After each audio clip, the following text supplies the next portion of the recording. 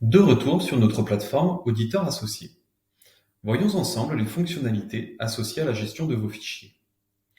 L'accès à vos fichiers se fait par le bouton en forme de dossier présent dans le bandeau principal. Vous retrouverez alors la liste des sociétés pour lesquelles vous nous avez confié une mission. Allons dans notre SS bien suivi. Pour faciliter la recherche des documents, nous avons mis en place l'arborescence suivante. Déposer mes documents, ma gestion comptable, mes documents juridiques et ma gestion sociale. Lorsqu'un dossier est en rouge, cela signifie qu'il contient un document que vous n'avez pas encore consulté ou téléchargé. À droite de chaque dossier, vous retrouverez la présence ou non d'un petit cadenas. En l'absence de cadenas, cela signifie qu'à l'intérieur de ce dossier, vous pourrez ajouter, modifier et supprimer les fichiers.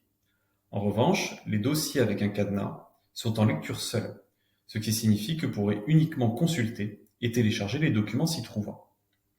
Enfin, sur la droite du nom de dossier, vous retrouverez un petit numéro. Il s'agit du nombre de sous-dossiers contenus dans le dossier concerné.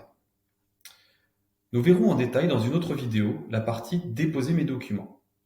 Pour les trois autres dossiers, ma gestion comptable, mes documents juridiques et ma gestion sociale, ils vous permettent de récupérer des documents utiles qui sont à notre disposition. Par exemple, dans ma gestion comptable, vous retrouverez vos derniers bilans, les tableaux de bord si nous en produisons, et d'autres documents de gestion. Dans la partie « Mes documents juridiques », vous retrouverez vos différents contrats, vos statuts et cabis, vos PV d'assemblée générale, etc. Enfin, dans la partie « Ma gestion sociale », vous retrouverez vos différents documents RH. Il est possible de gérer des permissions par contact. Par exemple, je souhaite que ma responsable administrative ait accès à la plateforme pour déposer des documents, mais je ne souhaite pas qu'elle ait accès au bilan ou aux documents RH, c'est tout à fait possible.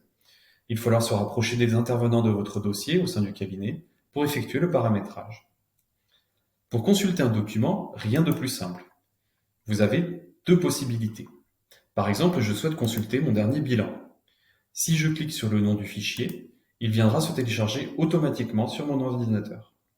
Mais je peux également décider de le consulter directement sur la plateforme en cliquant sur la petite icône en forme d'œil. Dernière petite astuce, il vous est possible de créer vos propres raccourcis sur votre page d'accueil.